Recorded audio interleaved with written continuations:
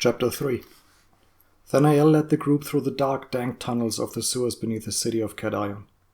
Fondi had given him a map that showed the path they were supposed to clear out, and the dark elf followed it unerringly. The light of Melina's torch extended about 30 feet in all directions. Anything beyond that was only shades of grey and green, dimly illuminated by a few rays of daylight that filtered down into the filth. "This is worse than I thought," Soldin grumbled, retching as he waded through the murky waters of the sewer tunnel. "Why are we doing this again?" "Glory and fame," Melina said, grinning. "Let's focus," Thanael interjected. "We don't want any surprises lurking down here." Melina nodded in agreement. "Good to have a trusted friend by our side to warn us of danger," she said, gently patting the war dog's back. Duros wagged his tail in response. "Ugh, I can't take much more," the gnome complained, covering his nose with a piece of cloth. Thanael reluctantly agreed. "I admit I've been to orc lairs that were more pleasant than this." They trudged along through the muck, keeping an eye out for potential obstacles. After about half an hour, Soldin mused that they must be somewhere below the Grand Market if his sense of direction had not failed him. Suddenly, a faint squeaking noise was heard out of the darkness, coming from a tunnel that branched off to the right. The companions stopped in their tracks. Melina brought her torch about to see better. "Should we investigate?" Soldin asked quietly. No one had time to respond, for suddenly the glow of yellow, hungry pairs of eyes appeared in the darkness of the tunnel. Soldin felt the hair on the back of his neck stand on end as a pack of dog-sized giant rats lunged out at them, squeaking in rabid glee. The gnome quickly drew his hand crossbow and loosed an iron bolt, wounding one rat and causing it to squeak in pain and rage. Another fell dead into the muck, a black arrow piercing its skull. Thanael had managed to fire one arrow just before the oversized rodents jumped upon the group, their sharp teeth bared. Switching to his father's sword for close combat, the dark elf remembered Fondir's lessons, evading the creature's attacks and striking with lethal precision. He was no master, however, and one of the beasts got a hold of him, biting deep into his leg. Swinging the damaged adamant blade with a powerful downwards motion, Thanael sheared the creature in half.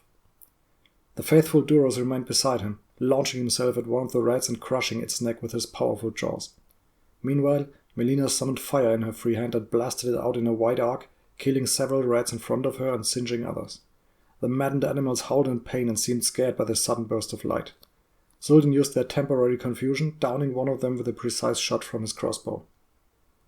Thankfully, packs of giant rats were no more than a dozen animals at once, making up for their great size, and especially the blast of fire that the elf had summoned seemed to get the best of them. Unprepared for prey that fought back like that, the frightened rodents that had not yet fallen turned tail and rushed back into the tunnel. Thanael fired arrows after them, and Soldin loosed another bolt, each killing a rat as it tried to escape. Duros stormed ahead, making short work of what was left. "Blasted animals," Thanael grumbled angrily, looking down at his leg.